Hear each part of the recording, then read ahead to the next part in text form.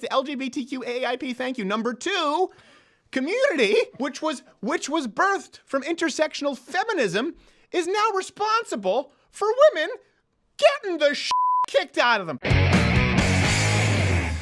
A transgender Texas wrestler just won his second high school title. So here's my question of the day before we move on is, do you think that this is a fringe issue that won't affect many, or do you think that this trans equivalency with women is actually starting to really harm women as we're seeing in sports? Do you think that that's a microcosm? You're seeing that at large, the LGBTQ AAIP movement? I know it sort of deconstructs the fundamental premise of feminism, but let's remove that. Do you think it's starting to hurt women at large? I think so. I think this is an example. So this is Mark Beggs, a senior from Euless Trinity High School near Dallas, is in the process of transitioning from female to male and taking low dose of testosterone. Just entered a high school wrestling tournament with an undefeated record and, surprise, won. That picture says 1,000 words right there. So supporters have called Beggs brave and beautiful, dismissing her detractors as doctors, scientists, and the rest. Experts. Let's do this. Compare the average testosterone level of a male versus female. So let's compare them and then compare them on anabolic steroids. So for male, the mid-range test level between 25 and 30 years is about 670. You hear that? That's free. That's total testosterone. That free testosterone is measured by nanograms per deciliter. So this is the number. When you hear the number 670, I'm going to use numbers that are pretty consistent for comparison. You can look it up afterwards. So when it comes to steroids or when it comes to injected testosterone, it varies wildly. Studies, though, have been conducted officially with men injecting 600 milligrams per week, okay, which results in testosterone levels of about 2,350 and some change, okay? Wow. That's higher. So that means that a doping athlete, a male athlete versus another male athlete, might have something like a 3.5 times testosterone advantage of a natural athlete. Now, here's what's important. Obviously, testosterone, but you can see this a lot with growth hormone, with luteinizing hormone, hormones across the board. It determines not only your ability to recover, also neurotransmitters, also how your bones develop. These are very important. That's why people pay a lot of money for. Also, if you're an asshole. Yes, it amplifies it. Now, the goal of transgender hormone replacement therapy is to get women into the normal range of males. Okay, so this actually comes to us from, where's this from, Sen? Boston University. Boston University, okay. A practical target for hormone therapy for transgender men, female to male. That's where you see FTM, in case you see a lot of, is to increase testosterone levels to the normal male physiological. They're trying to get it to that 600 range, okay? We're going to do 1,000. So normal male range, 670. You're trying to get a woman to 670, and you're allowing them to compete against other women.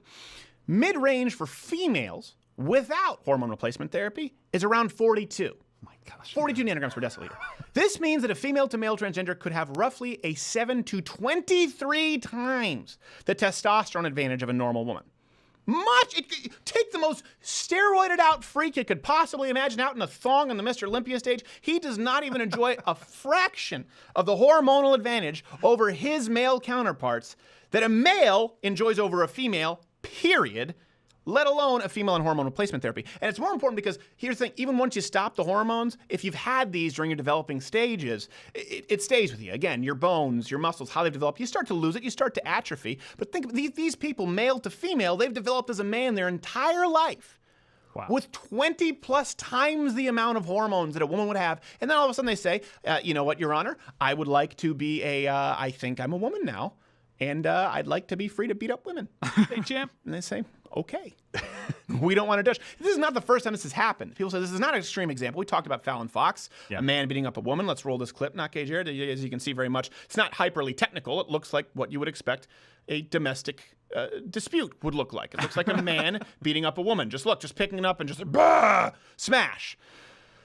Male to female transgender weightlifter won gold. That's one. Then you had a male to female transgender won their second sprinting title recently, and of course you had a cyclist who won the was it Tour de Arizona, Tour de Tucson. Tour de Tucson. On the flip sside, there are there are a few examples of female to males continuing to compete in women's teams and divisions. This happened in Texas because they don't allow you to transition. So Kylie Elam's female to male who continued to play in women's NCAA basketball had been taking testosterone for a long time. There aren't many examples of that. Okay, but that does happen. So you have male to female, they compete in female sports, and then female to male, still compete in female sports, because when females go to male sports, they don't do so well, so you don't hear about it a whole lot. Take, for example, the famous female to male transgender, I think it was Chris Mazia, the duathlete. was worried about competing because of these anti-trans laws. Nah, you placed 37th. So the laws weren't what mattered so much. There's Traylor Baylor, world-renowned female-to-male transgender swimmer, ranked 83rd at the most recent. So it's not so much the it's not, but your biology isn't bigoted. You're just not that good. Now, back to Texas, you were talking about the parents, this wrestling champion. I find this funny that the person, the female to male, the Z, I don't want this to get banned off of YouTube, by the way. Oh, sorry. By the way, hit the notification bell if you're subscribed because this definitely won't show up in your feed. The mom, Beg's mother, said he has so much respect for all the girls he wrestles. First off, hold on, Sven, come back to me. We'll bring back up that overlay. Okay, mom, when you say about your son, girl, when you say about your girl son, he has so much respect for all the girls he wrestles, how much strength does it take for you to not blow your own head off? My son has all the respect in the world for all the girls out of whom he beats the ever-loving shit. It's obvious. He does it with respect. So, okay, bring it back up. Angela McNew is the mother. People think Mac has been beating up on girls. The girls he wrestles with, they are pretty tough. It has more to do with skill and discipline than strength. It kind of has to do with strength. And steroids, don't forget. Has to do with steroids. And gigantic levels of testosterone. It's just technique. Right. He has all the respect for the ladies because he used to be one. I don't, what do you think he's going to like, listen, I just want you to know you're a tough chick. I have all the respect for you in the world as an independent woman. Oil check. Do you have any idea of the horror for a girl going out and wrestling? So much respect. Oh, Burkott. And you know what? They'll try and say, well, why don't you just let him compete as a male? This person doesn't necessarily want to compete as a male. No. That's the thing. When you look at when they do have the option, they try and wiggle into, as we see, there are far more examples of female to male transgenders still competing as females than there are competing as males. And then, of course, all males to females compete as females. If you have 2 cups of coffee, the Russians are going to take a urine test right afterward. You test positive in the Olympics. Yeah. There's a certain threshold for caffeine. Right. But with a girl injecting testosterone directly into her ass cheek, however, the rule book gets a little bit murky. Laud with praise. Here. And this is done in the name of gender equality, but it's always, this is the thing, and I'm talking about this at large, it's always the biological females that suffer. If you let people switch genders, you end up with male to female transgenders, they compete and they crush women. If you don't let the athletes switch genders, but still allow them to compete while injecting testosterone, the doping women, they end up crushing the women, as you see in the wrestling competition here. Now, on the flip side, if you're ideologically consistent, and you force the female to male athletes to compete with men, we'll have record level of sporting deaths that you've never seen before. It's almost like there's not a win-win. It's almost like there is no win. It's almost as though taking women and putting them on the football field with men, there's no way you're winning that situation. By that same token, it's almost as though if you were to take that woman, inject her full of male hormones, and let her compete against women, there's also no winning. It's a lose, lose, lose. But here's the deal. It's only a lose, lose, lose for women. We don't really care.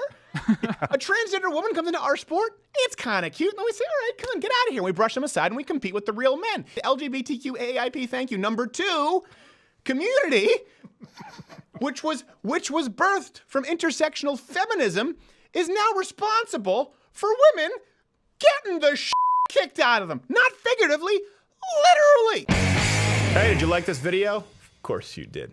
Unless there's something wrong with you, in which case you can comment below. What's your problem with this video? We want to hear from you, and we promise you 100%, I give you, my word is my bond, we'll answer every single negative comment.